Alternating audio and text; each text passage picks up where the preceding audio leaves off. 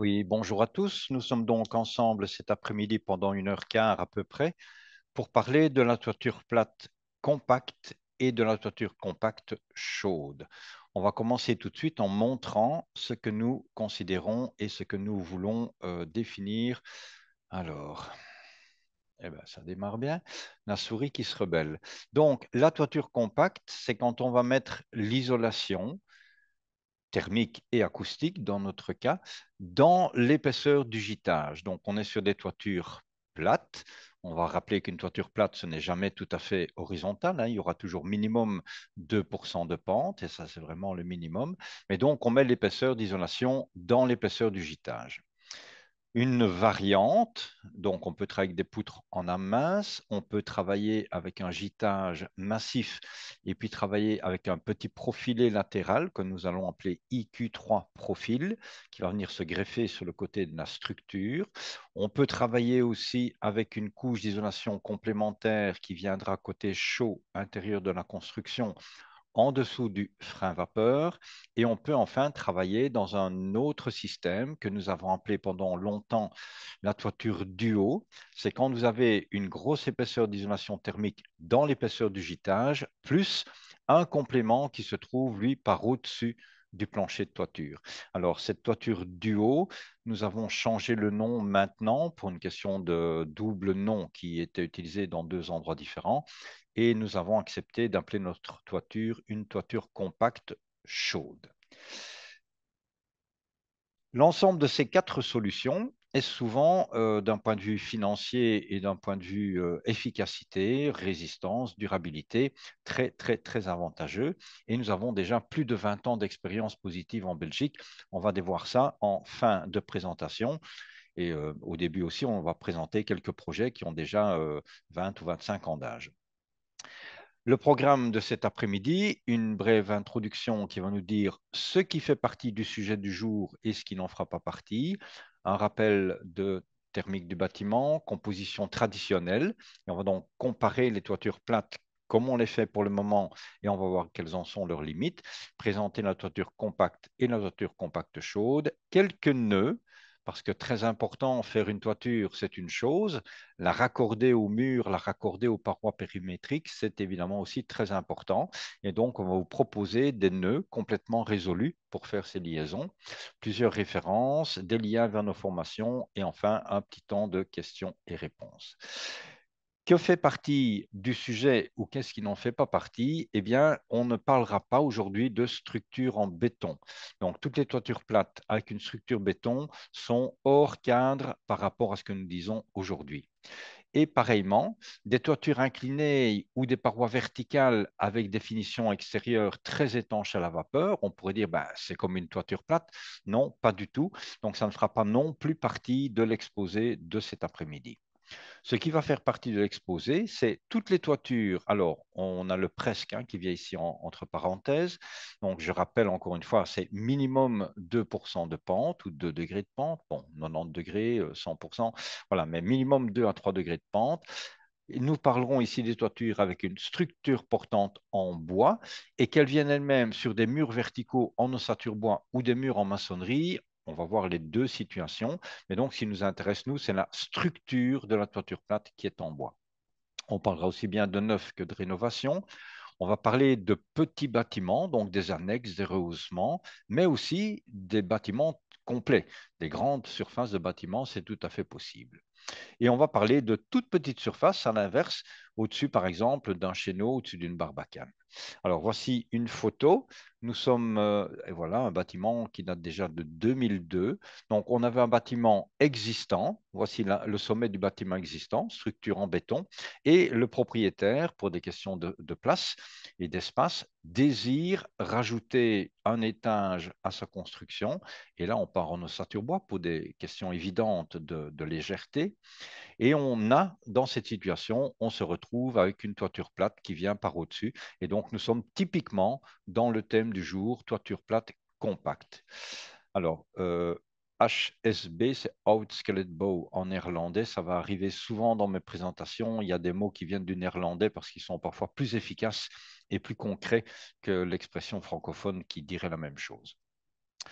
Un autre projet qui date ici des années 2000. Donc là, on est sur une grande dimension.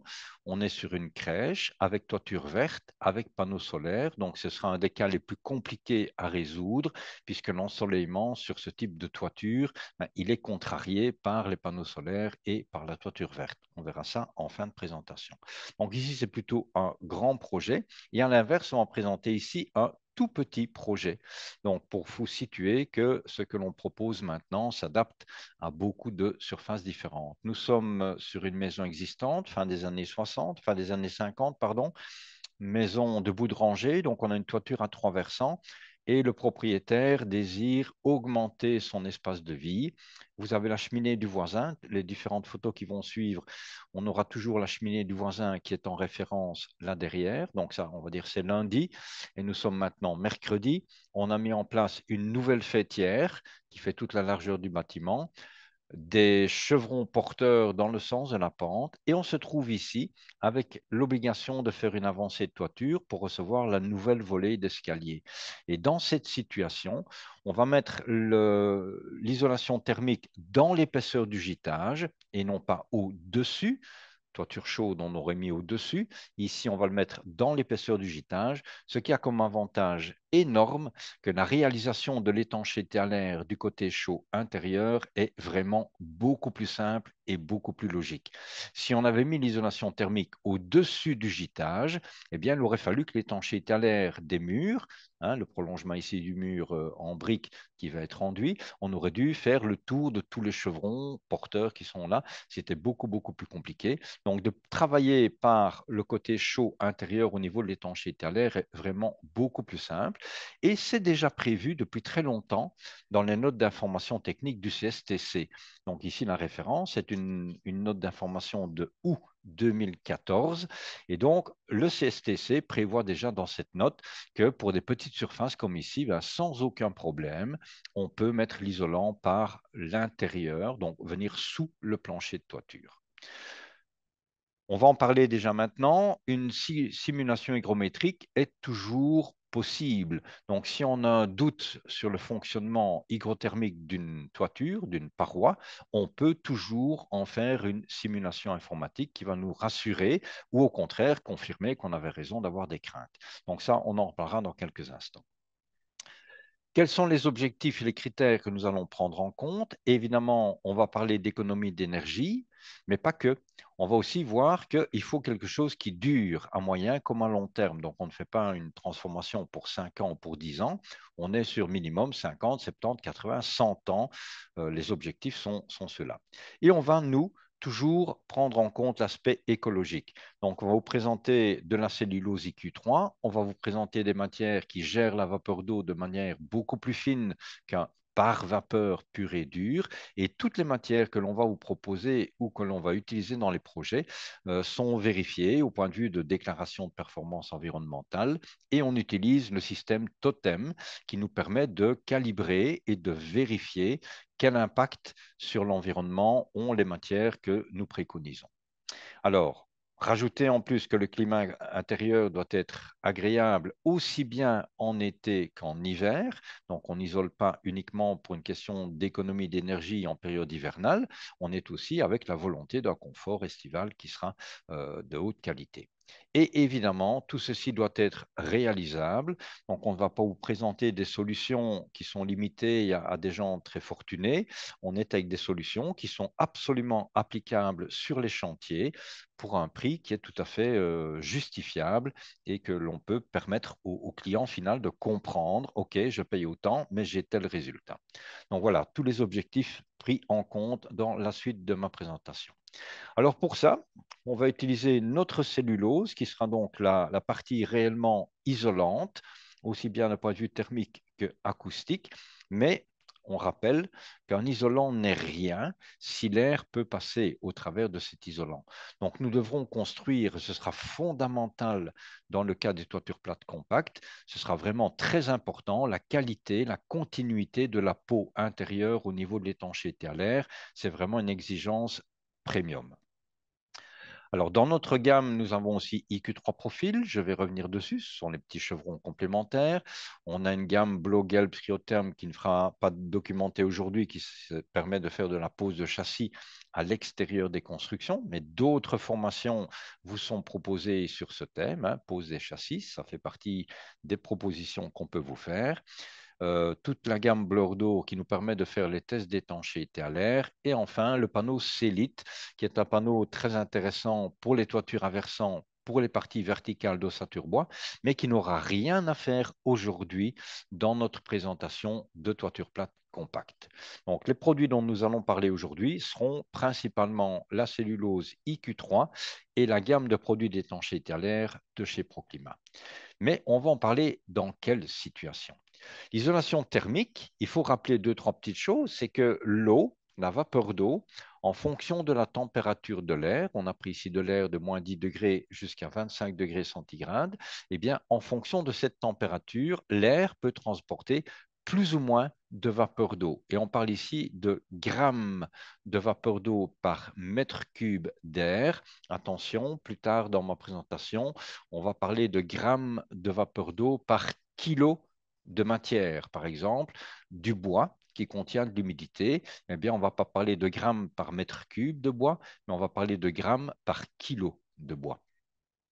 Alors, que cherchons-nous? La température de confort dans notre maison, nous cherchons environ 20 degrés et nous avons besoin d'une certaine quantité d'humidité dans l'air. Idéalement, il nous faudrait 20 degrés centigrades et 50% d'humidité relative. Donc, si nous prenons de l'air à 20 degrés, il pourrait contenir maximum 17,3 grammes. Chaque fois que vous allez vous trouver dans cette bulle de confort, la zone verte qui est assurée ici sur le diagramme, donc en 17-18 jusqu'à 21-22, minimum 4, 5, 6 grammes de vapeur d'eau par mètre cube, ne pas dépasser 12 à 13 grammes de vapeur d'eau par mètre cube, eh bien, on est très bien chez vous.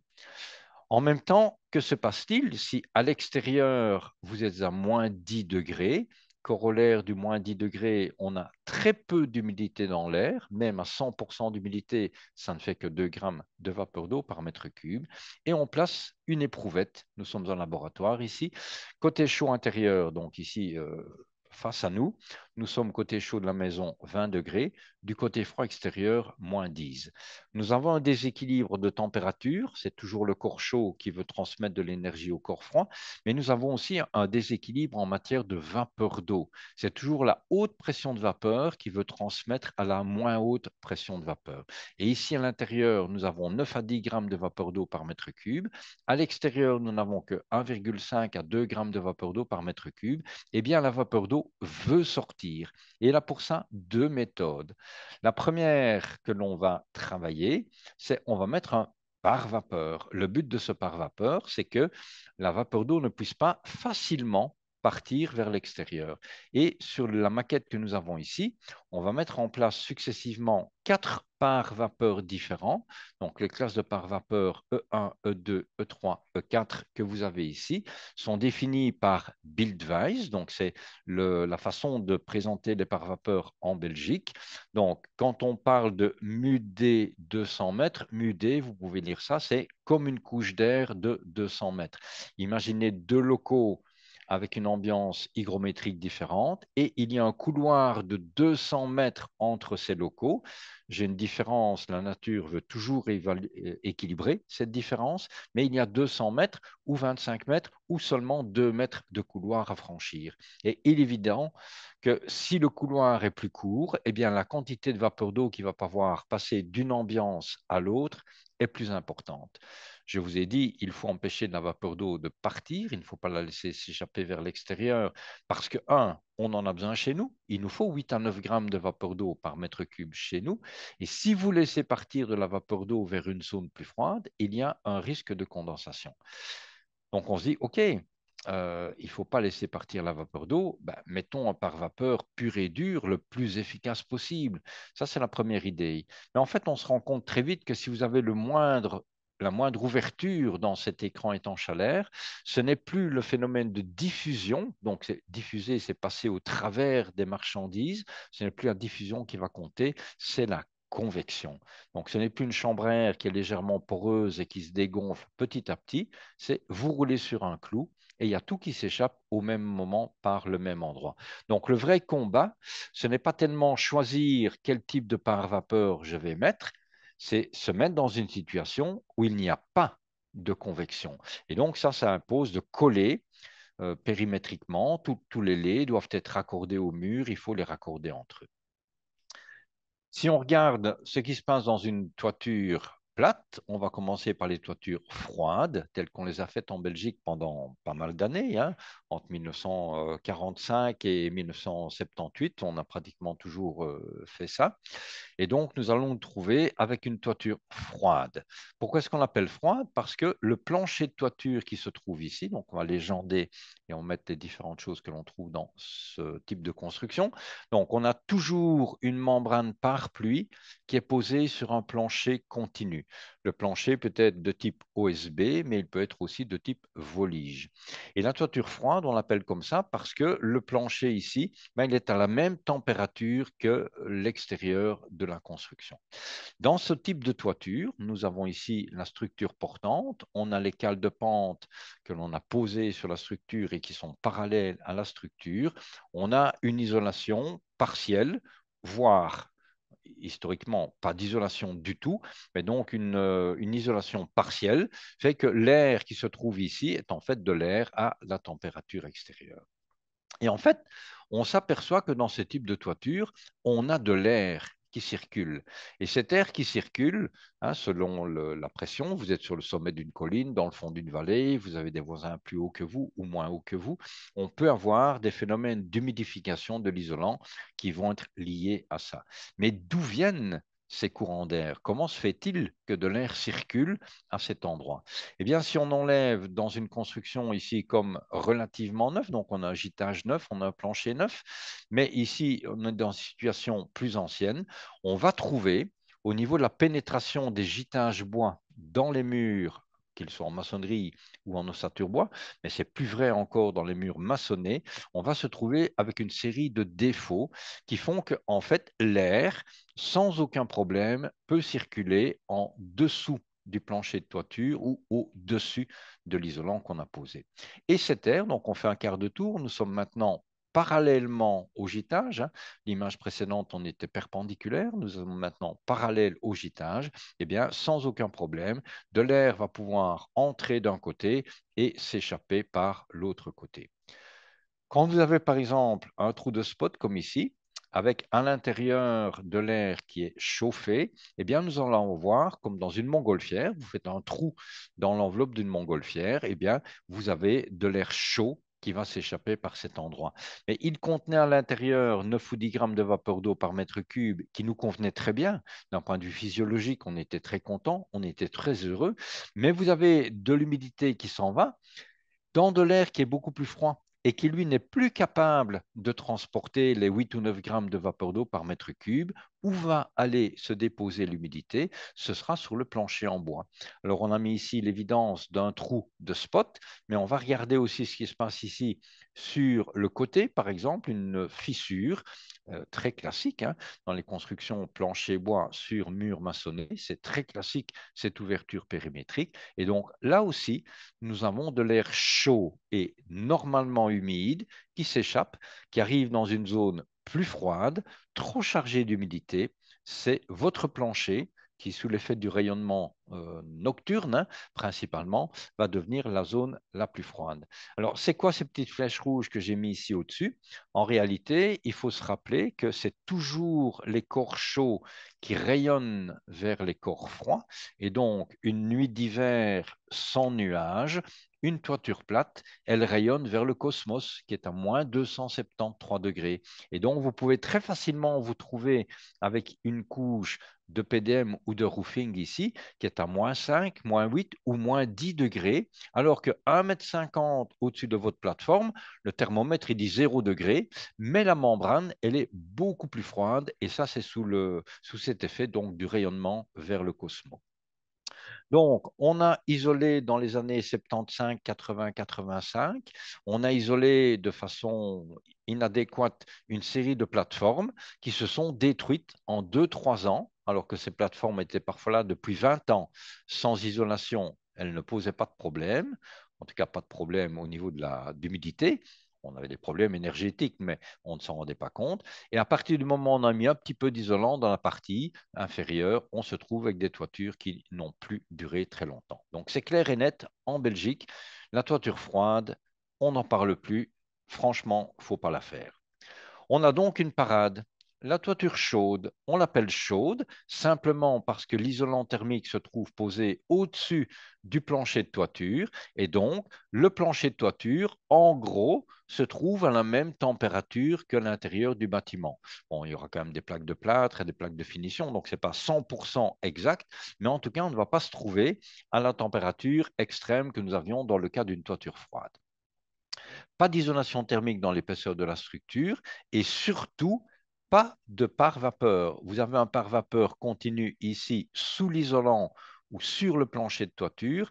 Jamais dans une construction, vous ne pouvez poser à un autre endroit un deuxième pare-vapeur avec de l'air qui ne serait pas contrôlé entre les deux. Ça, c'est absolument contre-productif. Donc, jamais vous ne devez faire ça. Donc ici, la toiture chaude, on l'appelle chaude puisque mon plancher de toiture n'est pas tout à fait aussi froid. On pourrait encore dire, c'est une petite variante qui est citée par le CSTC ou ETCB, si vous avez ici une pente, hein, si on est, voilà, on va se mettre dans le perpendiculaire, on a le gîtage, on a l'égal de pente. Si vous avez une pente et si vous avez une évacuation spécifique au point bas, donc la vraie membrane d'étanchéité à la pluie, elle est ici au-dessus de l'isolant, mais on pourrait considérer qu'on a une deuxième membrane d'étanchéité à la pluie, donc une roue de secours quelque part. Voilà, ça c'est prévu de nouveau dans une note d'information technique du CSTC. Moi, en 40 ans de chantier, jamais je n'ai vu ce système de double point de sortie. Donc voilà, ça existe dans la théorie, je ne l'ai jamais vu en pratique. Ouais, je reviens avec ma toiture chaude et mes problèmes de convection. J'avais des problèmes de convection dans la toiture froide. Si je n'ai rien fait, j'ai exactement les mêmes problèmes de convection dans ma toiture chaude. Simplement, les conséquences sont un petit peu différentes. Alors, toiture chaude avec courant d'air, eh bien malheureusement, j'en ai la preuve absolument définitive. Je réalise un test d'étanchéité à l'air il y a une bonne dizaine d'années déjà en région bruxelloise. Je suis dans une maison de grand standing, hein, avec des matériaux, du marbre, des grands volumes. Donc, il n'y a pas de problème de budget dans cette construction. Mais au moment où je mets en route mon appareillage bleu d'eau, je sens venir par les trous de spot entre l'espace de vie des parents et le dressing salle de bain, eh bien, il y a des spots qui sont là. Et l'appareillage bleu d'eau mis en route, on a des douches d'air froid qui vous tombent sur la tête. Donc, c'est clair et net. La toiture chaude, si on ne fait rien, vous avez exactement les mêmes problèmes de convection que dans la toiture froide. La différence, c'est que comme cette surface est plus chaude, on aura moins de problèmes de condensation. Mais malgré tout, les pertes thermiques peuvent être énormes, hein, de nouveau par les trous de spot, les branchements électriques, les fissures périmétriques, etc. Donc, on aura un phénomène de condensation moins marqué, mais vous avez des pertes d'énergie qui sont énormes. On revient sur la toiture chaude et la convection. On veut donc éviter ces problèmes. Eh bien, on fait de nouveau référence à une note d'information technique du CSTC. Il faudra absolument ouvrir en rénovation, réparer. Donc voilà, nous allons enlever ici une partie du plafond et nous allons nous donner accès par l'intérieur. Donc on considère que ce qui est fait à l'extérieur est correct. Nous allons travailler par l'intérieur de façon à pouvoir venir créer une couche continue d'étanchéité à l'air entre, dans ce cas-ci, on va repartir de la sous-face du plancher de toiture, donc ce qui portait le pare-vapeur, et on va venir reconstituer l'étanchéité à l'air sur le côté. Donc, on a vu tout à l'heure toutes les têtes de gîte, hein, qui étaient en assez mauvais état. Et puis après, on va refermer le plafond. Donc, en vraie photo, on va pouvoir travailler avec des produits liquides, soit à mettre en place à l'aide d'un pistolet, soit à mettre en l'aide d'une brosse, soit, dans certaines situations, on pourrait aussi travailler avec des membranes autocollante sur toute la face arrière et donc créer finalement cette continuité. Voici quelques photos. Donc nous sommes dans une situation où on a ouvert la face plafond, On a retravaillé autour des têtes de gîtage. Attention, dès que vous amenez de l'enduit, que ce soit un enduit de plâtre ou un enduit de mortier, ben, vous allez amener de l'humidité, le bois gonfle et finalement, quand on sèche, on se retrouve de nouveau avec une petite fissure. Et donc, on va compléter cet enduit de base avec soit des rubans plus colle, soit le pistolage liquide, hein, comme je vous le présentais deux dias précédemment. Et là, on va voir encore différentes versions.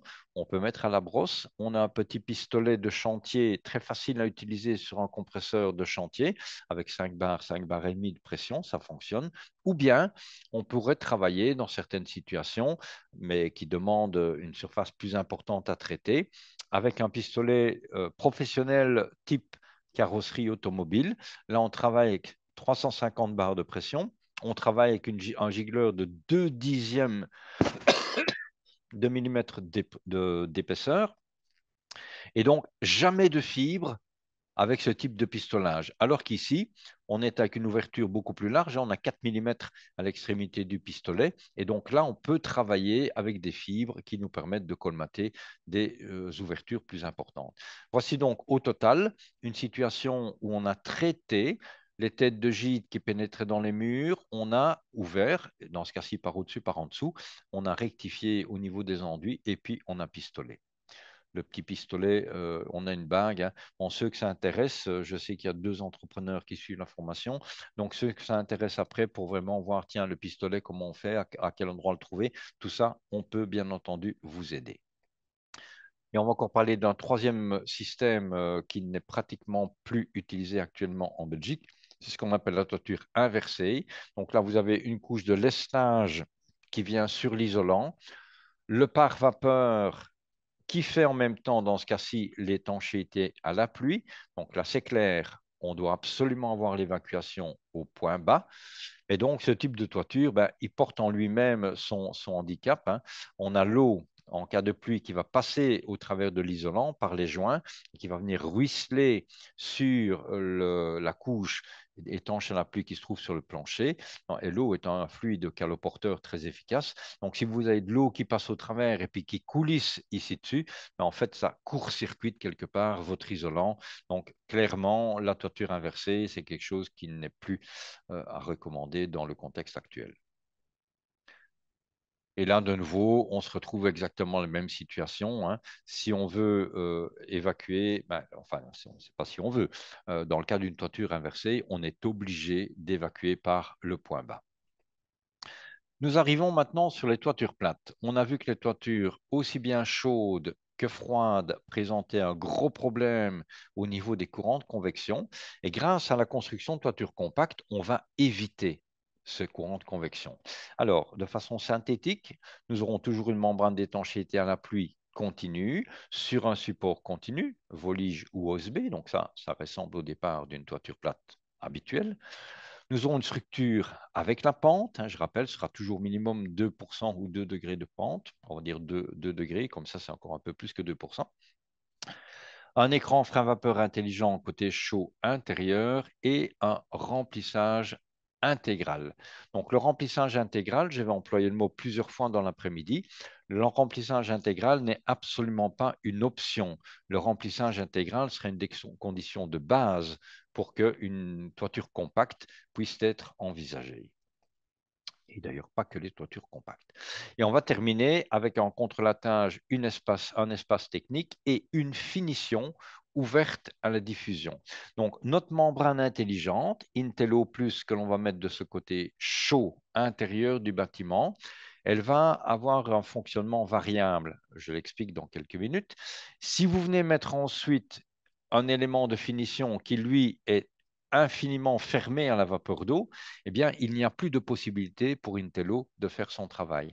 Donc, tous les mots qui sont écrits sur Media ici, ils ont tous vraiment leur importance. Et donc, la finition, ce que vous allez voir quand vous êtes dans votre séjour ou dans votre cuisine, vous levez les yeux, eh bien, la finition doit absolument être ouverte à la diffusion de vapeur. Sur cette image ici, quelle est la différence entre les deux? J'ai remplacé ma structure qui présente peu de bois, donc on est ici avec des poutres en âme mince, hein, qui permettent de faire des grandes portées avec une quantité de bois minimaliste.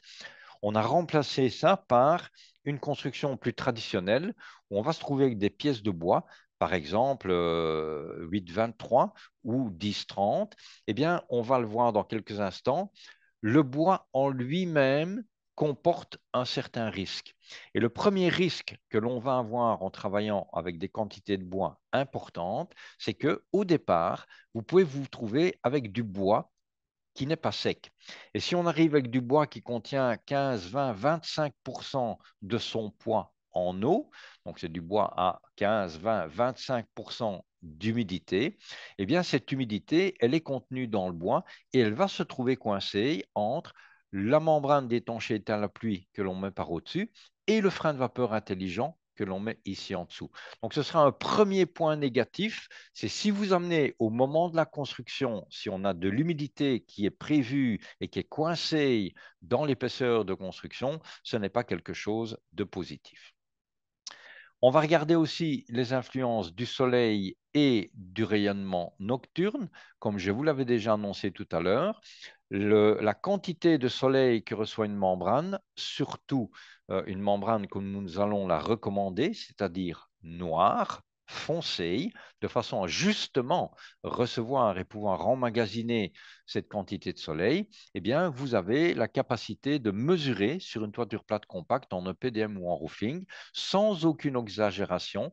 On va voir au niveau de la température de la membrane des températures de -20.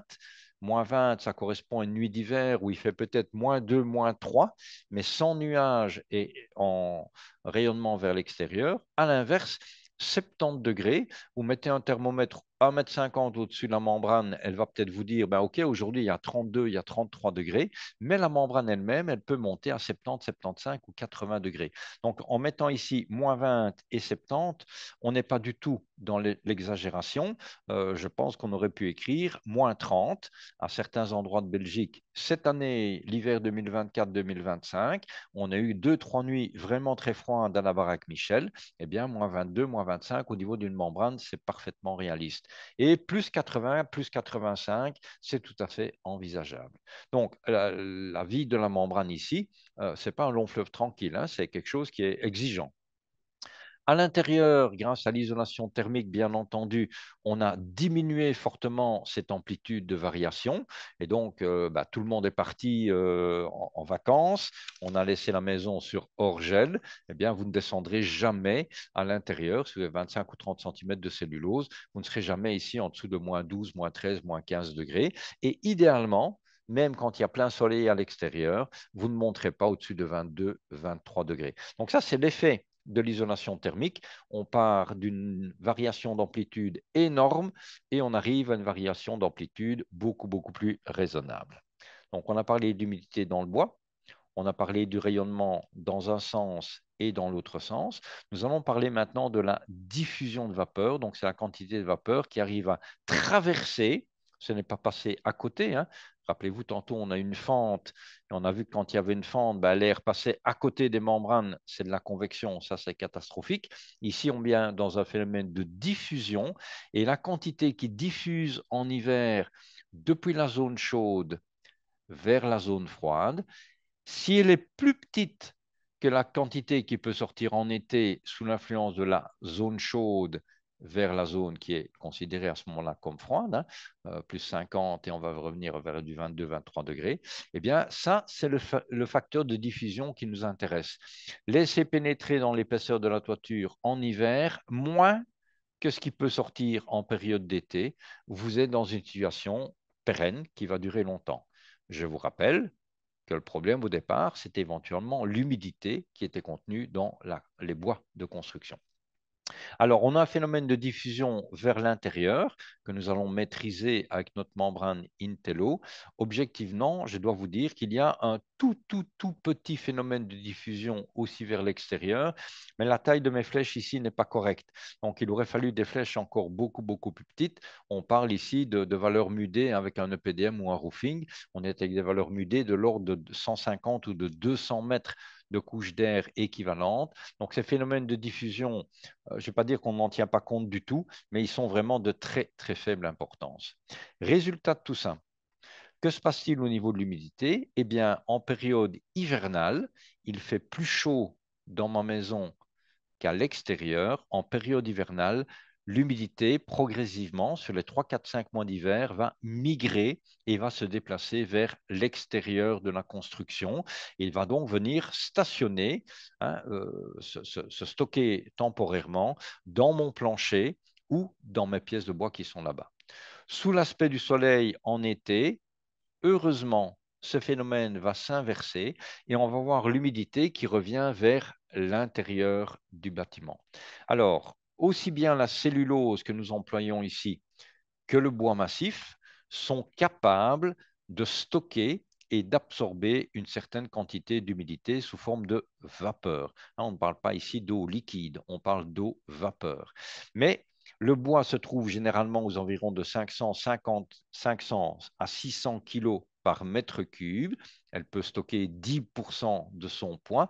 La cellulose se trouve, elle, plutôt aux environs de 50 kg par mètre cube. Et voilà bon pourquoi on a esthétiquement moins de bleu ici que dans les pièces de bois. Mais en réalité, partout, on est à grosso modo le même pourcentage d'humidité, mais par rapport à des densités différentes. On va reprendre le même diagramme, mais on va le voir ici sous l'aspect scientifique. Donc, ici, nous sommes ici avec un petit logiciel qui permet de faire de la simulation hygrométrique au niveau des parois. Donc, ça s'appelle WUFI pour ceux qui sont curieux. WUFI, W-U-F-I, donc ça vient de l'allemand, Warm und Feucht in Stationar. Donc, chaleur et humidité dans un régime variable. WUFI.de. Vous tombez sur le petit démonstratif gratuit. Vous n'aurez pas une banque de données très importante. Il n'y aura pas beaucoup de climat. Voilà, pour vous faire une idée. Et donc, ce système va nous permettre de poser des caméras. Et nous sommes ici sur, pour le moment, la gauche de l'image. On va regarder ce qui se passe en hiver. Dans une minute, ici à droite, je vais vous montrer ce qui se passe en période d'été. Et on va mesurer plusieurs choses. Le diagramme ici, on va mesurer la température et nous sommes à l'extérieur avec par exemple ma membrane qui descend jusqu'à moins 10 degrés pendant une nuit d'hiver, plutôt 20 degrés température de consigne et le confort du côté chaud intérieur. Et ici à gauche, on va regarder ce qui se passe au niveau de l'humidité. Et on va regarder sous deux aspects, l'humidité relative de l'air, donc ce qui se passe chez nous, là où nous vivons, et ici en valeur absolue, donc ce sera kilo d'eau par kilo, par mètre cube de matière, donc combien de kilos dans mon panneau d'OSB, combien de kilos dans ma cellulose, et on va voir que quand on est dans le genre 5, 6, 7, 8%, on n'a pas de problème, ça fonctionne.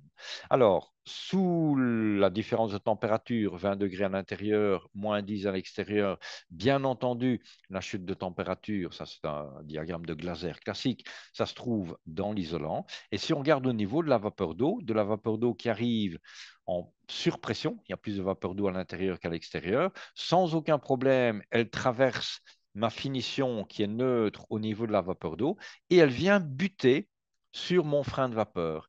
J'ai un frein de vapeur, donc c'est comme un tamis. Ça ne laisse pas passer la vapeur d'eau librement. Donc, très clairement, l'humidité du côté chaud intérieur est plus haute que derrière le frein de vapeur où on a freiné. On va donc se trouver avec un différentiel qui fait qu'en hiver, l'humidité côté intérieur du bâtiment est plus élevée que juste de l'autre côté du frein vapeur. La vapeur d'eau freine. Et donc, en moyenne, dans le cas qui est pris ici, ben voilà, on dit OK, on considère que la membrane elle-même, la membrane est en chaleur, elle est à son humidité interne, 44% d'humidité. La vapeur d'eau qui est freinée, ben, elle continue son voyage et puis elle arrive avec à l'extérieur une membrane qui elle est très fermée à la vapeur d'eau, un EPDM ou un roofing, c'est vraiment très très fermé. Donc elle va devoir stationner le temps de l'hiver, elle va devoir trouver à se garer dans le parking qui se trouve ici. Il est évident qu'il ne faut pas que le parking soit déjà saturé quand la voiture arrive. Donc, on va pouvoir stationner l'humidité dans le parking pour autant qu'il y ait des places libres. L'été, eh bien, le phénomène s'inverse. Nous allons monter, par exemple, avec 70 degrés au niveau de la membrane. À l'intérieur, grâce à notre isolation, on arrive à conserver une température agréable du genre de 22-23 degrés. Eh bien, sous l'effet de la chaleur, l'humidité revient vers l'intérieur du bâtiment. Et on va se trouver exactement dans le même phénomène que tout à l'heure.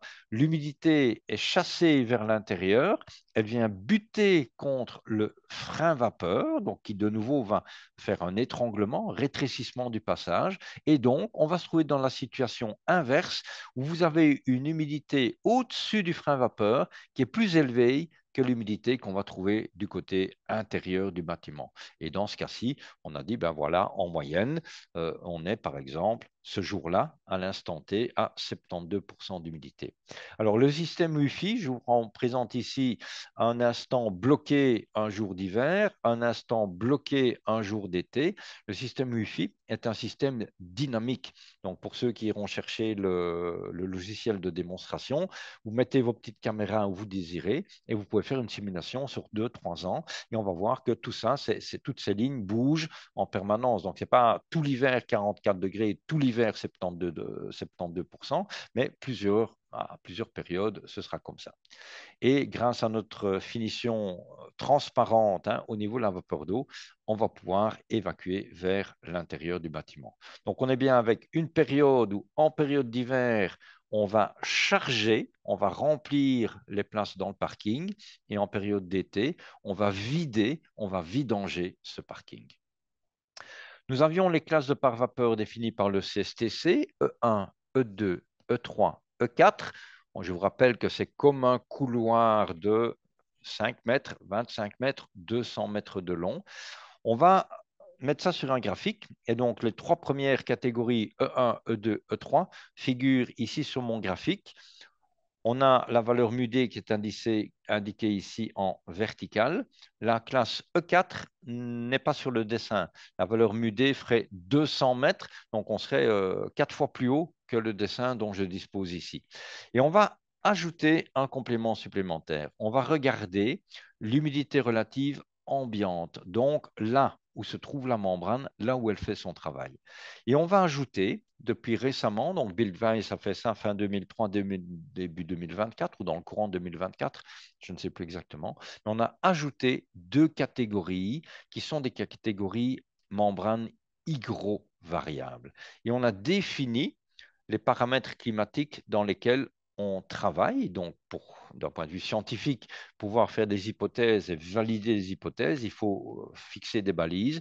Et donc, on a rajouté aux classes E1, E2, E3 qui étaient visibles sur mon diagramme, on a rajouté une catégorie EV2 qui va être notre membrane Intello+. Et cette membrane, elle a la particularité très intéressante qu'elle n'est pas avec une valeur mu-d constante. En fait, en fonction de l'humidité relative de l'air dans laquelle elle travaille, sa valeur mu-d va évoluer aussi. Et nous, on a vu qu'en période d'hiver, on pouvait considérer que 40 ou 45% d'humidité au niveau de la membrane elle-même, c'était quelque chose de tout à fait réaliste, que 70 ou 75% d'humidité au niveau de la membrane elle-même en été était quelque chose de tout à fait réaliste. Et nous nous trouvons donc avec une membrane intelligente qui nous permet d'avoir dans cette fourchette que nous trouvons dans nos maisons, donc là on n'est plus en laboratoire, on est dans la vraie vie de nos maisons, eh bien nous avons ces variations d'humidité qui vont se présenter. En période d'hiver, l'air dans nos maisons, de façon générale, est aux alentours de 40-45% d'humidité relative. C'est même un petit peu trop sec d'un point de vue physiologique, alors qu'en période d'été, sans aucun problème, monter à 70 ou 80% d'humidité relative, c'est tout à fait réaliste aussi. Donc nous sommes avec une membrane qui est capable d'être 7 fois plus freinante en période d'hiver qu'elle ne va l'être en période d'été. Et les deux chiffres ici, 44 et 72%, ça vient de ce que nous avions tout à l'heure sur le diagramme qui avait été tracé par Wi-Fi. On va faire encore autre chose maintenant. Sur la dia suivante, on va comparer 4 frein vapeur ou par vapeur différents et on va les comparer sur une période de 7-8 ans. Donc, de nouveau, ce diagramme sort du logiciel Wi-Fi et nous permet de voir les oscillations annuelles. Et donc, en période d'hiver, chaque fois, nous allons avoir augmentation d'humidité dans la construction. En période estivale, chaque fois, diminution. Et on voit qu'avec le frein vapeur Intello, c'est celui qui est en vert ici le plus important, eh bien, très vite, déjà le deuxième hiver, nous sommes avec une diminution flagrante de l'humidité dans la construction. Alors que, à l'inverse, si vous allez chercher un pare-vapeur pur et dur, donc on a pris ici des valeurs mudées qui ne sont quand même pas encore énormes, hein, 25 mètres, il y a des pare-vapeurs qui annoncent 100 mètres de couche d'air équivalente ou 200 mètres de couche d'air équivalente. Ça, c'est clair et net, ce n'est pas quelque chose de positif. Alors, normalement, je vous ai dit, on devrait travailler uniquement avec des phénomènes de diffusion. Donc, il n'y a pas de fuite d'air, il n'y a pas de convection. Ici, dans le calcul, on a quand même tenu compte d'un apport par fuite d'air. Donc, ce n'est pas grand-chose, hein. C'est un ou deux petits trous qui sont mal gérés. 200 grammes d'apport d'humidité par mètre carré par année, donc en période hivernale. Eh bien, la membrane Intello permet d'évacuer quand même ça et donc finalement de ne pas avoir une catastrophe, alors qu'un pare-vapeur avec une valeur de 25 mètres, et je rappelle, ce n'est pas le pire de tous, 25 mètres, eh bien vous voyez qu'on a tendance à augmenter d'année en année. Ça veut dire il suffit d'attendre, mais on va se casser la figure, ça ne fonctionnera pas. Donc, frein vapeur, intelligent, pas plus freinant que nécessaire, ce sera une bonne réponse. Nous avons des exigences pour qu'une toiture plate compacte puisse fonctionner. Et on va avoir 5 catégories: peau extérieure, structure, isolation, peau intérieure et finalement classe de climat. Donc une toiture compacte n'ira pas dans toutes les classes de climat. Et on va commencer par des données qui sont en fait universelles. La peau extérieure d'une construction doit toujours être étanche à l'eau. Ce n'est pas uniquement pour les toitures plates, hein. Ça doit toujours être étanche à l'eau. La peau intérieure doit toujours être étanche à l'air. Ce n'est pas uniquement pour les bâtiments passifs ou pour les toitures plates compactes. Il ne faut pas d'eau stagnante sur une toiture, alors qu'on soit une toiture plate ou qu'on soit avec une toiture inclinée. Jamais de flaque d'eau sur une toiture, ça c'est une règle de base. Et le remplissage d'isolation thermique doit être intégral entre la peau extérieure étanche à l'eau et la peau intérieure étanche à l'air. Tout doit être rempli. Donc ça, on l'a écrit en vert parce que c'est valable pour n'importe quel type de construction dans lequel on veut faire de l'isolation thermique. Et si on regarde quelques photos ici que j'ai été shippées sur Internet, on va regarder et on va voir que ce remplissage intégral, c'est une exigence absolument de base, mais souvent, il est négligé. Voici par exemple, mise en place par en dessous. Donc, vous avez le plancher de toiture en OSB et on est venu coincer des matelas de laine minérale. Mais vous voyez ici, c'est trop comprimé. Donc, on aura un endroit où il n'y aura pas d'isolant. Et conséquence de ça, vous avez déjà une petite lame d'air qui se construit ici entre la sous-face de l'OSB et la face supérieure de l'isolant. Pire dans ceci, pire dans cela. Donc ici, je ne suis pas en train de mettre en cause le type d'isolant. Je suis en train de mettre en cause le fait que nous n'avons pas un remplissage intégral. Et le fait de ne pas avoir de remplissage intégral, vous voyez ici en dessous, eh bien, on aura du soleil qui va venir donner, et puis c'est la nuit suivante, il gèle. Vous avez de l'air qui va pouvoir continuer à circuler là-dedans et qui va faire des échanges entre l'intérieur et l'extérieur. Donc, votre isolation thermique n'est pas opérante, elle ne fonctionne pas. Et deux, vous avez des risques évidents de condensation au niveau du panneau d'OSB qui se trouve ici, donc, qui est donc la zone critique, et c'est elle qui va capter toute l'humidité. Donc, c'est clair, le remplissage intégral doit faire partie du projet. Une pose manuelle, comme on les voit ici sur ces photos, n'est pas suffisamment précise. Il faut être beaucoup plus précis si vous voulez poser des matelas avec une dimension donnée au départ. Il faudra voir aussi dans quel sens on met les cales de pente, comment on s'y prend. Mais beaucoup plus simple, l'insufflation de cellulose va nous permettre de résoudre tout ce problème de remplissage intégral. Donc, on verse dans la machine des ballots qui sont environ 125 kg du mètre cube. Le rôle de la machine, c'est de décompacter et puis de transporter et de venir dans le compartiment. Donc ici, on a un compartiment avec un plexi.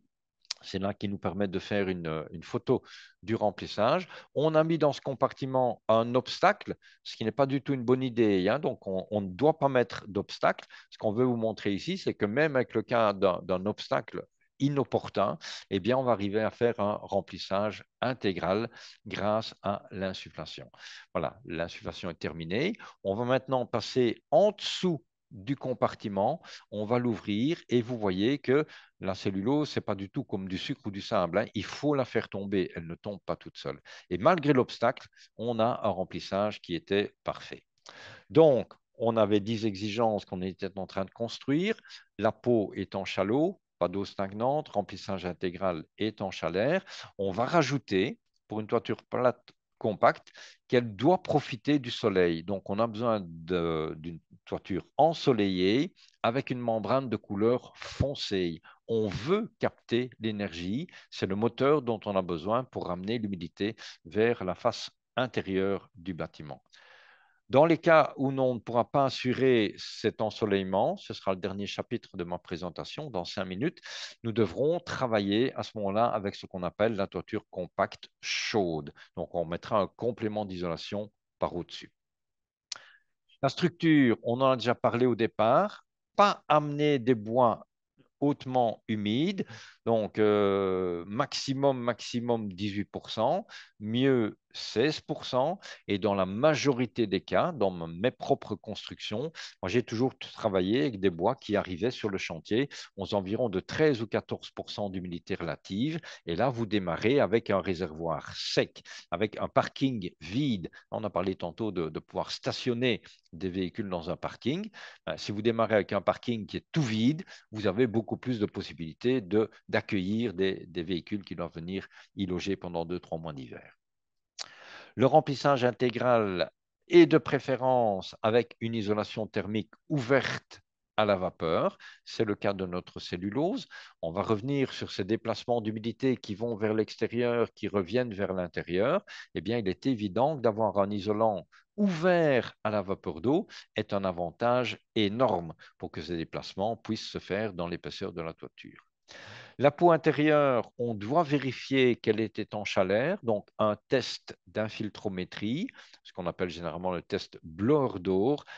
Vous faites une toiture compacte, vous envisagez une toiture plate compacte, le test d'infiltrométrie fait partie des choix. Donc, ce n'est pas oh, bah, peut-être que je vais faire un test. Non, ça fait partie du concept de la toiture plate compacte. Et ce test, on va le faire par exemple comme ici. Nous sommes dans une construction complète en ossature bois. Donc, les murs verticaux sont en ossature bois. Mais ce qui nous intéresse, nous, pour le moment ici, c'est la toiture. Donc, on a un gîtage bois. Et puis, on est venu mettre en dessous la membrane Intello. On a mis les contrelates et on a tout insufflé. Et donc, on va faire le contrôle avec un petit fumigène ou la caméra thermique ou passer la main. Mais vraiment, on va faire toutes les coutures. Donc, ce n'est pas juste, tiens, regardez si l'ensemble du bâtiment était en chaleur. C'est bien qu'il le soit, mais nous, ce qu'on veut vraiment, c'est vérifier la toiture. Et vous pouvez vérifier ici que toutes les câbles électriques qui sont là, jamais l'installation électrique ne vient en concurrence avec la peau étanche à l'air. Donc, on a l'étanchéité à l'air en toiture avec l'Intello, on a l'étanchéité à l'air au niveau des murs avec l'OSB. Eh bien, tous les équipements électriques ou sanitaires se trouvent du côté chaud intérieur. On ne perce pas un frein vapeur, hein. Il ne faut pas faire ça. Alors, on peut mesurer juste de façon générale. Donc, avec ceci, on crée une dépression et on va pouvoir trouver des fuites. Ou bien, on peut faire le test d'étanchéité à l'air complet, hein, qui va nous dire combien de mètres cubes par heure on perd dans la construction. Celui-ci va juste nous générer une dépression qui nous permet de vérifier si oui ou non il y a des fuites. Ce test plus complet nous permet de calibrer tout un bâtiment. L'objectif, c'est pas de convection. Et donc, c'est pour ça qu'on fait ce test. Alors, le frein vapeur hygrovariable, on vient de le voir, la quantité qu'on laisse partir en hiver vers l'extérieur, la quantité qui revient vers l'intérieur en été, grâce à un frein vapeur hygrovariable, vous augmentez énormément la sécurité de votre construction. Donc, c'est clair et net pour nous. On a besoin de remplissage intégral, ben, on le fait par insufflation. On a besoin d'une parfaite maîtrise de la vapeur d'eau, c'est un frein vapeur hygrovariable. Et puis, je l'avais déjà signalé, finition ouverte à la diffusion. Il ne faut pas venir neutraliser le travail du frein vapeur hygrovariable. Il ne faut pas venir le court-circuiter par une finition qui, elle, ne serait pas correcte. Et enfin, on va limiter au niveau des climats. Donc, 1, 2, 3, 4. Attention, ça n'a rien à voir avec les freins vapeur E1, E2, E3, E4. C'est juste une numérotation. On aurait pu dire ABCD ou jaune, blanc, rouge, vert. Mais bon, voilà, ça n'a pas été choisi comme ça. Et donc, qu'est-ce qu'on appelle un climat de classe 1? Eh bien, c'est des bâtiments dans lesquels il fait de façon générale toujours très, très sec. Donc, c'est des bâtiments peu utilisés de façon humaine. On va stocker des choses, mais qui n'ont pas d'humidité particulière. Et donc, on se retrouve finalement avec une humidité relative de l'ordre de 45, 46, 47%. Classe 2, classe 3. La classe 4, par contre, on est avec de l'humidité, un degré d'humidité assez élevé en permanence. La classe 4 ne conviendra pas pour utiliser ou pour envisager une toiture plate compacte. Donc, on avait nos 10 exigences. Et la 10e qu'on ajoute ici, ça veut dire pas au-dessus d'une piscine, pas au-dessus d'une cuisine industrielle, pas au-dessus de la cuisine d'une maison de repos, par exemple. Ça, ce ne sont pas des climats qui vont convenir à la toiture plate compacte. Nous avons une toiture plate compacte pour autant qu'on respecte les 10 critères qui fonctionnent. On va encore augmenter, on va encore vous donner des pistes pour augmenter la sécurité. Et on va comparer le petit carré bleu que vous avez ici. Donc, on va de nouveau travailler avec Wi-Fi et aller estimer l'humidité. Et on choisit l'endroit le plus critique, c'est-à-dire le panneau d'OSB ici. Et on va regarder 4 toitures différentes. La construction de base, ici au-dessus à gauche, c'est on a mis la structure bois qui était nécessaire. Bon, j'ai une portée de 4,50 m entre mes deux murs. Eh bien, je dois mettre des gîtes de telle dimension. Et on a mis la quantité de bois nécessaire. Ici, on s'est montré généreux. On a mis plus de bois que nécessaire. Eh bien, on va voir dans le diagramme suivant que c'est négatif. D'un point de vue stockage d'humidité, ce sera moins intéressant d'avoir plus de bois que la quantité qui est nécessaire. Le stade numéro 3, on va travailler avec un gîtage que l'on peut mettre, par exemple, avec la pente. Vous pouvez très bien le gîtage structurel porteur, lui donner les 2 ou 3 degrés de pente que vous désirez et venir greffer sur le côté les petits chevrons. Donc ça, c'est le IQ3 profil qu'on va venir greffer ici sur le flanc de la structure qui est mise avec une inclinaison et vous mettez, par exemple, vos chevrons IQ3 profil parfaitement plans à l'intérieur.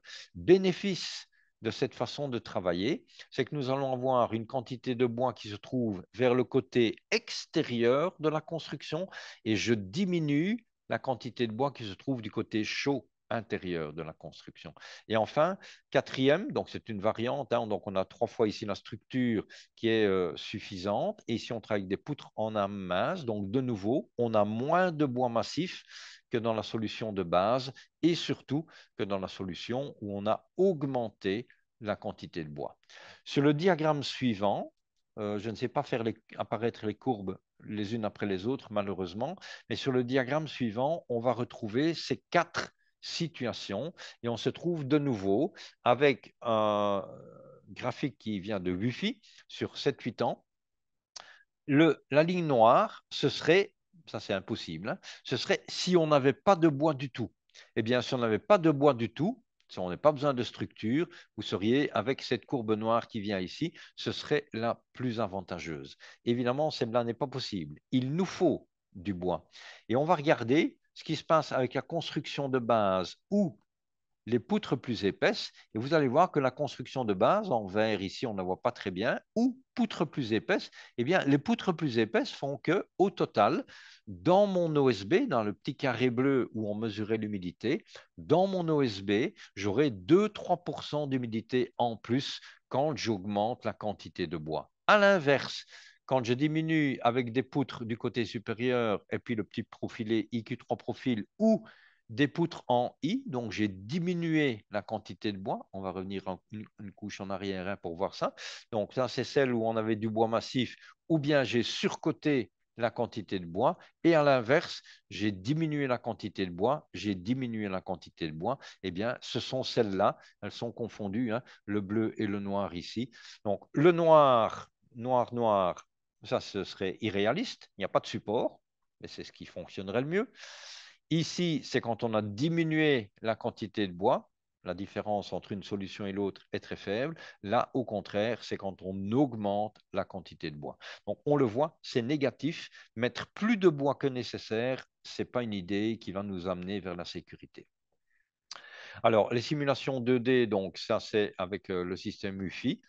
Recommandation, placer le bois de préférence dans la partie haute de la toiture, donc vers l'extérieur, limiter la quantité de bois dans la partie basse. Donc, on avait une toiture plate compacte, on a respecté les 10 règles, elle fonctionne. En diminuant la fraction bois, vous augmentez la sécurité. Et on va encore voir une autre méthode pour augmenter la sécurité, c'est de remettre une partie de l'isolation en dessous de mon frein vapeur. Donc la toiture, comme d'habitude, on va se trouver avec membrane pare-pluie sur son plancher. L'intello vient se mettre, pas tout à fait à un tiers, deux tiers, mais grosso modo dans l'épaisseur, et on va travailler de nouveau avec une finition ouverte à la diffusion. Attention, la règle dans le cas où vous voulez choisir ce type de solution, on va voir quels en sont les avantages et les inconvénients, mais si vous voulez choisir ce type de solution, la valeur R, ce sera maximum hein, un tiers de la valeur R totale, si vous êtes jusqu'à une classe de climat 2, donc climat 1 et 2, c'était les climats, je veux dire, les plus simples à gérer dans une construction. La classe de climat 3, on est déjà vers quelque chose d'un petit peu plus délicat. Eh bien, vous devez limiter, si vous êtes en classe de climat 4, en 3, vous devez limiter à un quart de la valeur R totale. Alors, quelle va avoir l'influence, cette couche d'isolation qu'on vient remettre en dessous de mon pare-air, de mon frein vapeur? Eh bien, si vous avez du moins 10 à l'extérieur et température de confort de 20 degrés à l'intérieur, on peut considérer, à grosso modo un tiers de la valeur R, que la membrane Intello se trouve à une température propre de 10 degrés. En période estivale, au contraire, 50, 60, 70 degrés du côté extérieur, 22, 23 degrés à l'intérieur, ma membrane Intello va se trouver à peu près aux environs de 30, 35, 37 degrés. Alors, si on n'avait pas mis l'Intello là, si on l'avait mis côté chaud intérieur, on aurait donc l'Intello à 20 degrés ou à 23 degrés. Mais comme nous avons choisi d'avoir une isolation complémentaire en dessous, sur le diagramme suivant, ça va bien apparaître, on est entre 10 et 35 degrés. Eh bien, voilà ce qui se passe. Voici la température. Voici la valeur mu-D. Quand on se trouve avec une température moyenne de 22, 23, la valeur mu-D vaut 6 mètres 40. On avait déjà vu tout à l'heure que la valeur mu-D, donc la couche d'air équivalente, la résistance à la diffusion offerte par la membrane, variait en fonction de l'humidité de la membrane. Et on voit en plus ici, et c'est dans le bon sens, ça varie aussi en fonction de la température de la membrane. Donc, cette idée de remettre une couche d'isolation thermique par en dessous de l'Intello renforce encore la capacité d'Intello à être plus ou moins freinant en période d'hiver ou en période d'été. Et donc, quand la température augmente, c'est ce qui est le cas en période estivale, il est plus ouvert. Quand la température diminue, c'est ce qui est le cas en période hivernale, puisqu'il va se trouver à 10 degrés au lieu de se trouver plutôt à 20 degrés comme on l'avait auparavant. Vous augmentez encore la capacité de régulation de l'Intello. Donc, Pour augmenter la sécurité, on avait déjà un système qui fonctionnait. On augmente la sécurité en réduisant la fraction bois. On augmente encore la sécurité en mettant une partie de l'isolation par en dessous. Et ça a d'autres avantages, c'est que d'un point de vue économique, ben, ça vous fait une couche de 6, 7, 8 cm d'isolation supplémentaire, mais sans devoir mettre un isolant qui résiste à la compression et sans devoir le lester, si on avait voulu le mettre du côté extérieur. On réduit les ponts thermiques de l'ossature bois encore, mais ça ne vous supprime pas de respecter les 10 exigences que nous avions déjà mis en évidence il y a un quart d'heure. Eh bien, ces 10 exigences, on doit toujours les respecter. On a fini pour la toiture compacte. On va parler maintenant de la toiture plate compacte chaude. Et ça va aller vite, hein. Quand est-ce que nous allons mettre en place une toiture compacte chaude? On aura deux situations, en construction neuve, mais aussi en rénovation. Et dans le cas de la rénovation, ce sera par exemple, vous avez une toiture plate existante avec ces 2-3 degrés de pente. On a mis il y a 10 ans, 15 ans, 20 ans, on a mis 4, 5, 6 cm de Torox, par exemple, ou de panneaux recticelles sur une toiture plate compacte. On se rend bien compte maintenant que 4, 5, 6 cm d'isolant, ben, c'est gentil, mais ce n'est pas suffisant. Eh bien, on va voir qu'il est possible de rénover par l'intérieur, si votre couverture est toujours en bon état, et on va donc se trouver in fine dans une situation de toiture compacte chaude. Et en construction neuve, pourquoi envisager ça en construction neuve? Parce que vous pouvez avoir des conditions d'ensoleillement qui ne sont pas respectées. Donc, j'ai prévu une terrasse, j'ai prévu du photovoltaïque, j'ai une toiture verte, je vais mettre un lestage. Dans toutes ces situations, l'ensoleillement va être contrarié et on peut d'emblée se dire, tiens, démarrons tout de suite avec une toiture compacte chaude. Et alors, les deux derniers cas ici, c'est un ombrage conséquent ou bien la toiture avec une membrane claire. Donc, certains fabricants de membranes présentent ces membranes claires comme un avantage en vous disant, ben, grâce à ma membrane, vous gagnez 2-3 degrés à l'intérieur. Nous, on s'en fout, hein, gagner 2-3 degrés. Nous, ce qu'on veut, c'est gagner 25 degrés, 30 degrés, 40 degrés. Et ça, ce n'est pas la couleur de la membrane qui le fait, c'est l'épaisseur d'isolant qui vient en dessous. Mais par contre, nous, on veut dire, non, non, nous, on veut capter de la chaleur en période estivale, donc mettons une membrane de couleur foncée. Donc, on est en discours opposé, hein. Alors, on voit ça en coupe. Donc, on va de nouveau retrouver, comme d'habitude, toutes les différentes couches, le pare-vapeur sur son support continu, l'espace avec l'espace technique, le frein à vapeur intelligent, bien entendu, hein, le remplissage intégral. Donc, c'est de nouveau, c'est pas souligné, mais le remplissage intégral va toujours venir ici. Et on va se trouver de nouveau avec un warning. Attention, l'épaisseur d'isolation complémentaire que vous allez mettre ici au-dessus va toujours être au minimum un cinquième, on parle toujours ici en valeur R, hein, parce que ici on serait en cellulose avec un lambda de 0,038. Ici, vous serez probablement avec un autre type de matériau, peut-être avec un lambda de 0,030. Et donc, c'est bien en valeur R totale que nous parlons, minimum un cinquième de la valeur R ici au-dessus. Et on va aller chercher, donc toutes les notes de cours, hein, que je vous présente, vous pourrez les obtenir. On va aller chercher dans notre document un tableau avec lignes et colonnes et on va voir quelle est justement cette valeur R, quelle est la quantité d'isolation supplémentaire que je dois rajouter sur ma plateforme, sur ma toiture plate compacte. On va voir plusieurs critères, jusqu'à 200 mm de cellulose, jusqu'à 300 mm de cellulose, jusqu'à 400 mm de cellulose. Et un deuxième critère, c'est de voir quel va être le type d'ombrage. Le moins pénalisant, ce serait une terrasse. Le plus pénalisant, ce serait une membrane d'étanchéité claire. Et on va encore avoir deux sous-catégories. Quel est le type de support de ma membrane par pluie? Un OSB, très courant dans nos constructions unifamiliales, ou bien des panneaux fibrociment que l'on va trouver plus facilement en milieu industriel, mais en construction unifamiliale, à ma connaissance, c'est vraiment compliqué de travailler ces panneaux fibrociment. c'est un peu plus cassant, c'est plus lourd, c'est plus difficile. Donc, on ne va pas souvent les trouver en maison unifamiliale. Mais on va donc aller faire un croisement de colonnes et on va dire, tiens, par exemple, dans ma situation, moi, j'ai prévu, je vais me trouver avec 200 millimètres de cellulose. Je suis dans le cas où j'ai prévu une terrasse.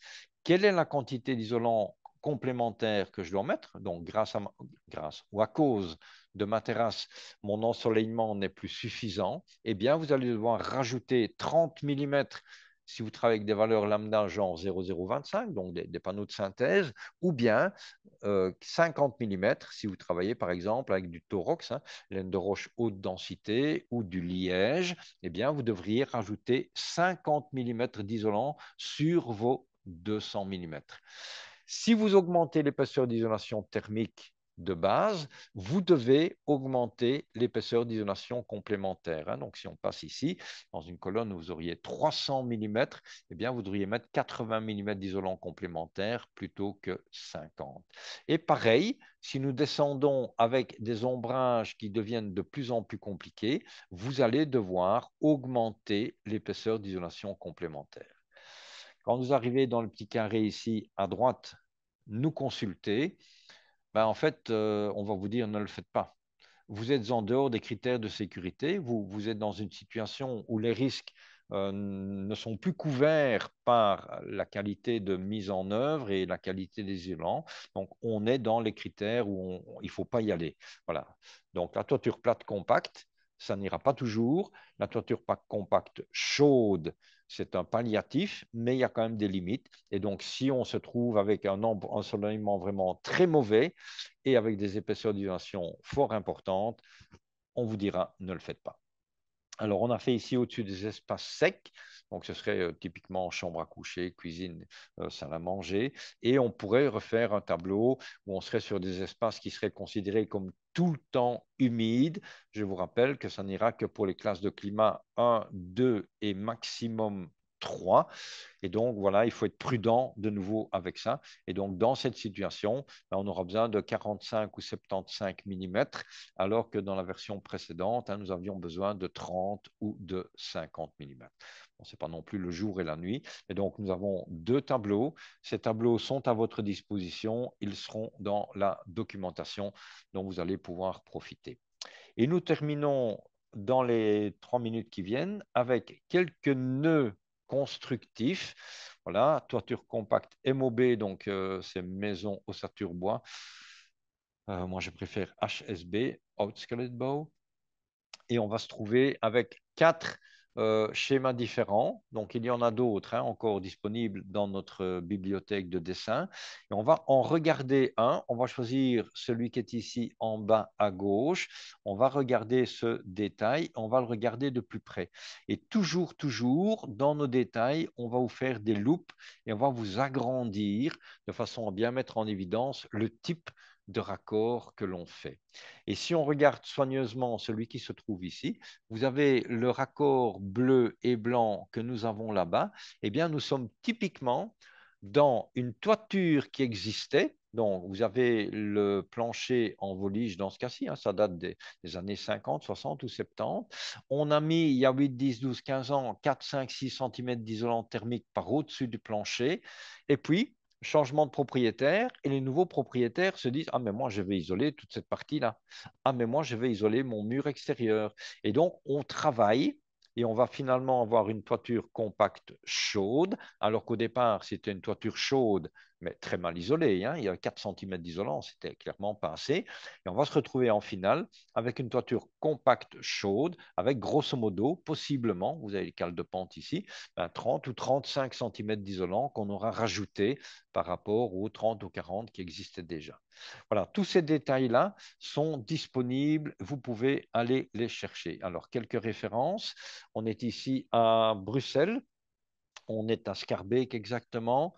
Nous sommes, il n'y a pas de secret, on peut dire les noms, puisqu'il y a eu beaucoup, beaucoup de communications qui ont été faites par là, aussi bien par le propriétaire que par le bureau d'architecte. C'est le siège social des entreprises Blaton, bien connues pour leurs travaux en génie civil, donc béton, acier, et bien le siège social des entreprises Blaton en Scarbeck. Nous sommes avec une construction en ossature bois. Donc on a des plateformes béton, mais l'enveloppe supérieure et les murs sont en ossature bois. Nous sommes ici dans une crèche. Nous avons toute une série de bâtiments, plusieurs qui viennent du bureau d'architecte Trait. De nombreuses écoles dans le Brabant wallon sont faites avec de nouveau cette technique et beaucoup d'isolation thermique. Voilà, et ça, c'est des projets qui ont 15 ans, 20 ans, 22 ans, 25 ans. Résumé de ce qu'on a vu, la toiture compacte, c'est donc quand vous mettez l'isolant thermique dans l'épaisseur du gîtage. Ça commence toujours par une étanchéité à la pluie parfaite. Ça, c'est toujours besoin d'une étanchéité à l'air parfaite. Donc, jamais de phénomène de convection, uniquement des phénomènes de diffusion, donc traverser les membranes, mais pas passer à côté des membranes. La variante avec les petits chevrons, la variante avec une partie d'isolation à l'intérieur et la variante avec la toiture compacte chaude qui sera obligatoire quand vous ne pouvez pas garantir un ensoleillement correct. Alors, toute la brochure toiture compacte est disponible sur notre site internet. On va encore rappeler que toute une série d'avantages, la construction légère, euh, un avantage, beaucoup de gens seront très sensibles à celui-là. D'un point de vue budget, c'est quelque chose qui est vraiment très, très intéressant. L'insufflation de cellulose biosourcée, donc au niveau de l'empreinte carbone, au niveau de l'analyse avec le système Totem, très, très, très, très positif. Et je vous rappelle que le test de pressurisation n'est pas une option, ça fait partie des 10 critères nécessaires pour dire qu'une toiture compacte peut fonctionner. Nous avons un système d'assurance et donc depuis plus de 20 ans, à un seul cas, chaque fois qu'on a eu des problèmes dans des toitures compactes, je ne vais pas dire qu'on n'a jamais eu de problème, hein, mais chaque fois qu'on a eu des problèmes d'humidité dans des toitures compactes, c'était une infiltration d'eau depuis l'extérieur. Alors là, évidemment, ça ne pardonne pas, quel que soit le type de toiture. Si vous avez un trou dans le parapluie, ça finit par arriver chez vous. Et on a eu une fois une toiture où il n'y avait pas de fuite à l'extérieur, mais 4 des 10 exigences n'étaient pas respectées. En fait, nous avons une assurance en responsabilité civile qui, depuis 20 ans, jamais n'a dû intervenir. Donc voilà, on est très à l'aise avec ce qu'on vous propose aujourd'hui. On est très à l'aise, mais on a mis tous les warnings, on a dit attention, il y a 10 critères, il faut les respecter tous les 10. Hein. Ce n'est pas j'en respecte 8 et j'en laisse 2 sur le côté, ça ne fonctionne pas. En tout cas, on ne peut pas vous donner une garantie. Et donc, tous les documents, vous les trouverez sur www.isoproc.be. On va remettre ici, vous aurez tout ça dans les notes de cours demain, toutes nos différentes formations, les différents calendriers qui vont arriver, tous les dessins techniques disponibles en open source, hein, donc tout est gratuit. Vous venez chercher tout ce que vous désirez.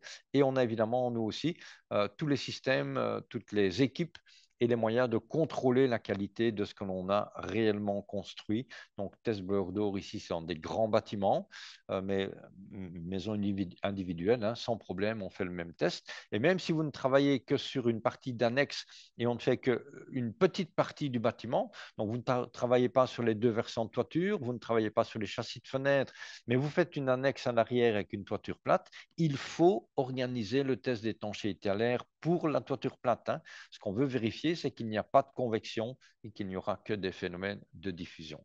Et je vous invite enfin à circuler sur notre site internet. Vous pouvez ouvrir toutes les portes. On a des petits films un petit peu de tous les côtés. Vous avez ici, dans le coin supérieur droit, dès que vous cliquez dessus, le numéro de téléphone et l'adresse courriel pour notre service technique qui est à votre disposition 5 jours par semaine aux heures de bureau, hein, de 9 à 17 heures. Merci beaucoup. Je te rends la parole, Karl, quelques minutes et pendant ce temps-là, je vais vérifier, voir si nous avons déjà peut-être quelques questions.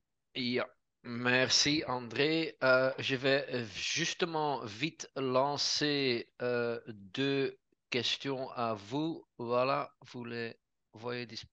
apparaître sur votre écran, c'est justement si vous souhaitez vous inscrire à notre newsletter et si vous souhaitez encore de l'information supplémentaire à propos de les produits et les principes. En tout cas, comme André a dit, vous recevrez encore un mail de suivi demain avec plusieurs liens vers nos produits, vers les principes, vers notre site web où vous trouverez presque tout. Et sinon, si vous avez encore des questions, comme André a mentionné, vous pouvez toujours contacter ou mes collègues du support technique. Voilà. J'attends encore 10 secondes pour toutes les réponses et je vois qu'on a des questions, hein, André. Oui, Voilà. j'essaie de préparer la réponse, mais j'ai un petit blocage.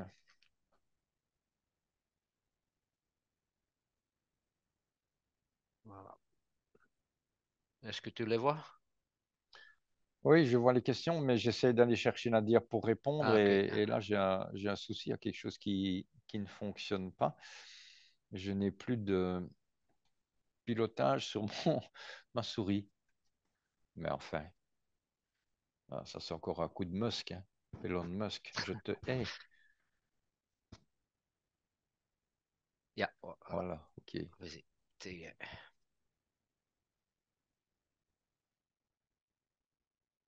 Alors, je vais venir chercher maintenant les questions.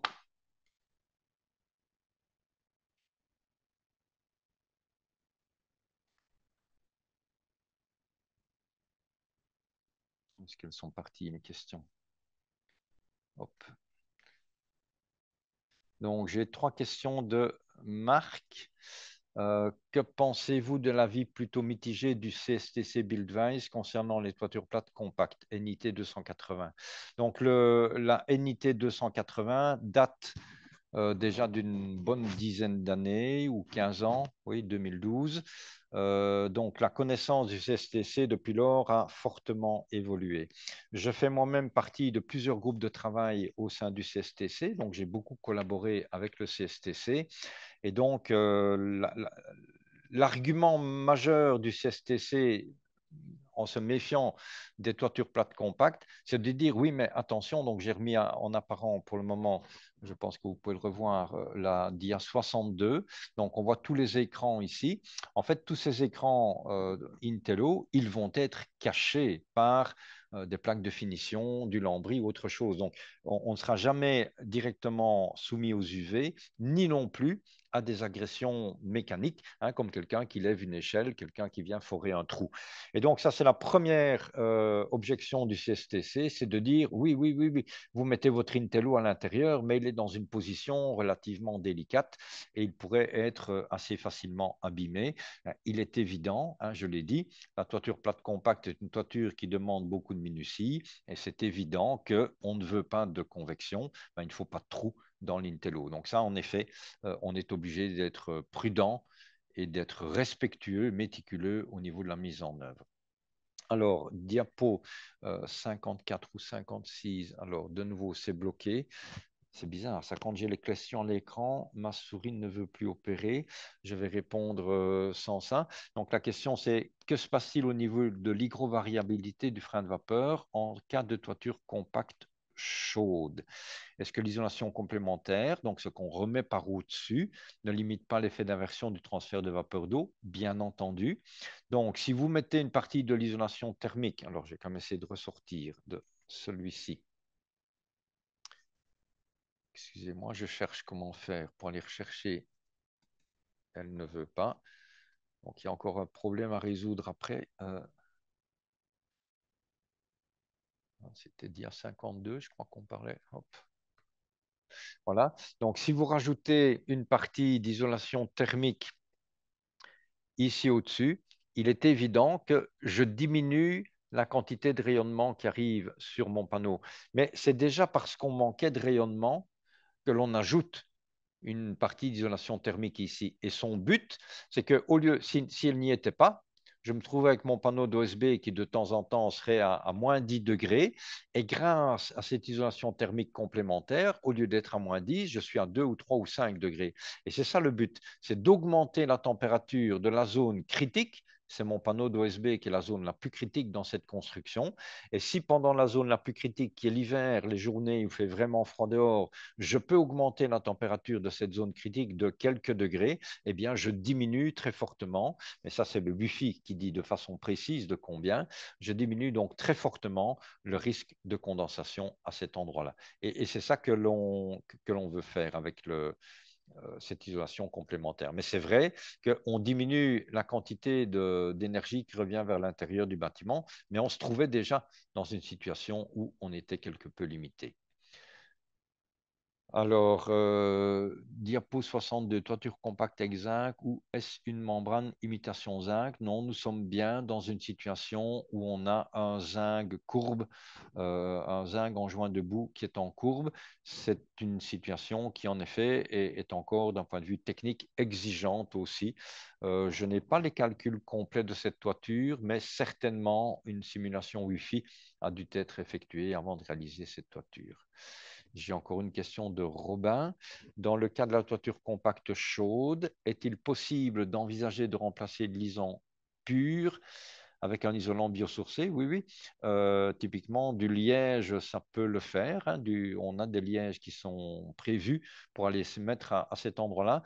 Il y a autre chose qu'il faut voir, ce n'est pas uniquement le fait de mettre un isolant biosourcé, c'est que l'on doit pouvoir fixer la membrane par pluie qui vient au-dessus de tout ça, doit pouvoir coller et je pense que certains lièges conviennent à ça.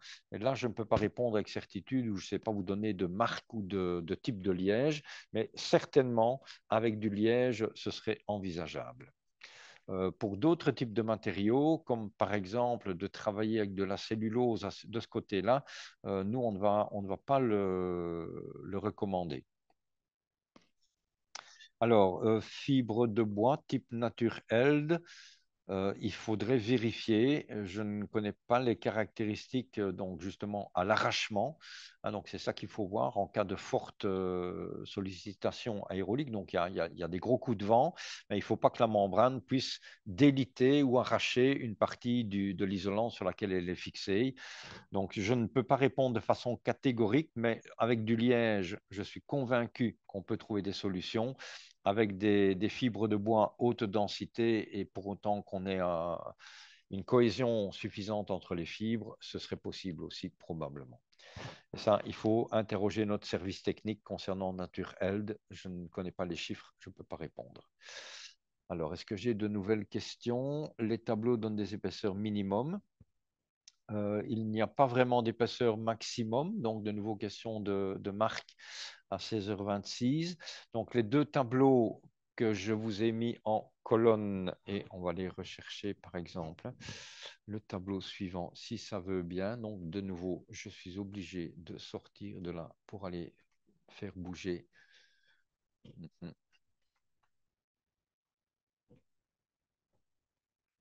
Donc, vraiment un problème de commande avec la souris.